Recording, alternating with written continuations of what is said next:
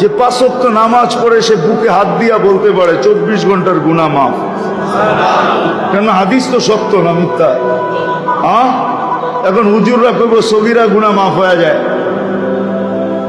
তাহলে আপনি সগীরা গুনার দলে, আরেক দল হুজুররা আছে যারা বলে কবিরা গুনাহ মাফ হবে। আমি কবিরা গুনাহ আলাদের পক্ষে, নামাজে কবিরা গুনাহ মাফ হয়। কি নামাজে মাফ হয় না? হয় না? যদি না হইতেন, আরে ইস্তিগফার লাগবে না মেয়ে, যদি না হইতেন তাহলে আল্লাহর রাসূল কেন ওসমান রাদিয়াল্লাহু তাআলা আনহুকে শীতের মৌসুমে বসন্তের সময় বাহিরে নিয়া গাছের ডাল নাড়া দিয়া সমস্ত পাতাগুলা ঝরায়া তারপরে কেন বললো আমার উম্মত যখন ফরজ নামাজ পড়ে গুনাহগুলা এইভাবে ঝরা যায়? ওইখানে কি বলছে নাকি বড় পাতা ছোট পাতা?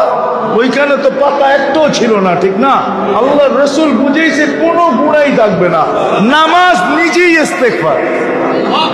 আবার ইস্তেগফার কি? নামাজ নিজেই ইস্তেগফার, নামাজ নিজেই, নামাজ নিজেই জিকির। জিকির আছে কি?